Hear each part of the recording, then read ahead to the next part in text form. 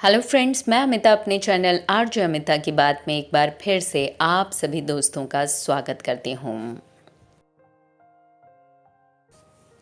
आज बॉलीवुड के उस महान कलाकार का जन्मदिन है जिसे कोई बॉलीवुड का शहंशाह कहता है तो कोई सदी का महानायक। हम बात कर रहे हैं सुपरस्टार अमिताभ बच्चन की, जिन्होंने बॉलीवुड इंडस्ट्री को कई ऐसी फिल्में दी हैं जो भारतीय सिनेमा की सर्वश्रेष्ठ फिल्मों की लिस्ट में शामिल हैं। बॉलीवुड में अमिताभ बच्चन का स्थान सबसे ऊपर है और ये स्थान उन्हें यूं ही हासिल नहीं हुआ है। उन्होंने अपनी फिल्मों से साबित किया है कि वो एक्टिंग के किंग हैं।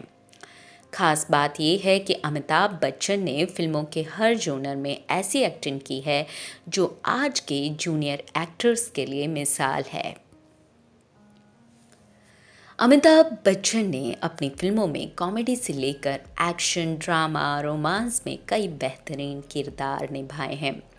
ऐसे में आज हम आपको बताते हैं कि आखिर क्यों अमिताभ बच्चन को सदी का महानायक कहा जाता है।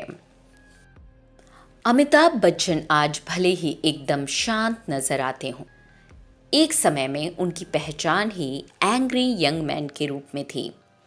70 और 80 के दशक में उन्होंने कई एक्शन फिल्में की थी, जिन्होंने अमिताभ बच्चन को पर्दे का नया हीरो बना दिया था।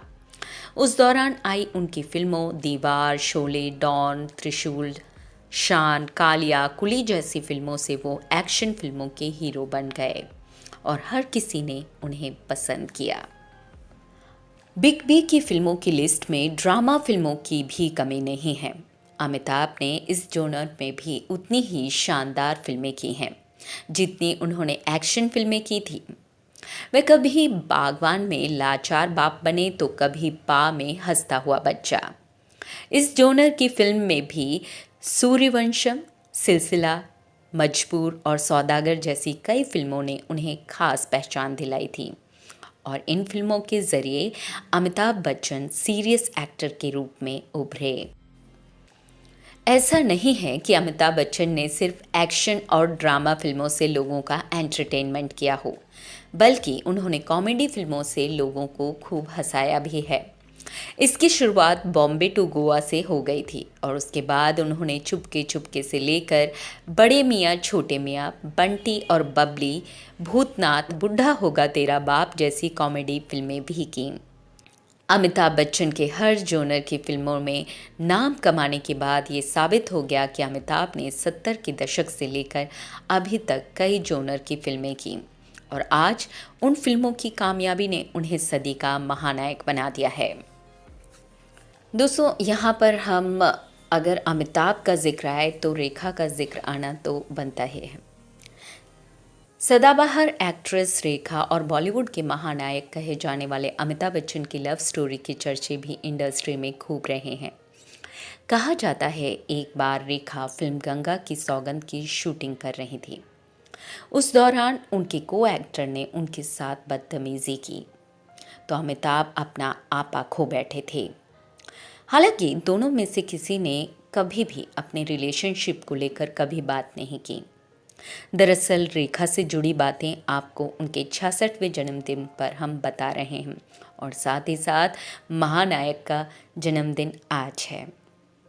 रेखा और अमिताभ का ये कोइंसिडेंट कहें या कुछ और, दोनों के जन्मदिन आसपास ही बनते हैं और इनकी लव स्टोरी की चर्चा ना हो ऐसा तो हो ही नहीं सकता है। मीडिया रिपोर्ट्स की माने तो रेखा और अमिताभ की पहली मुलाकात 2 अनजाने के सेट पर हुई थी।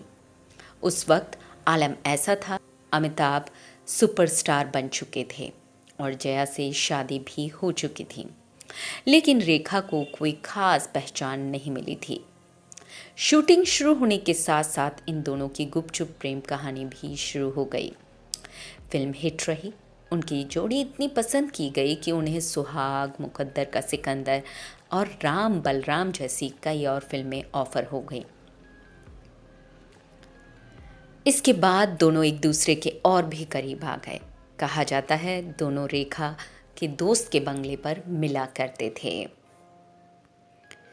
अमिताभ और रेखा के अफेयर की खबरें जया बच्चन तक भी पहुंच गई थी।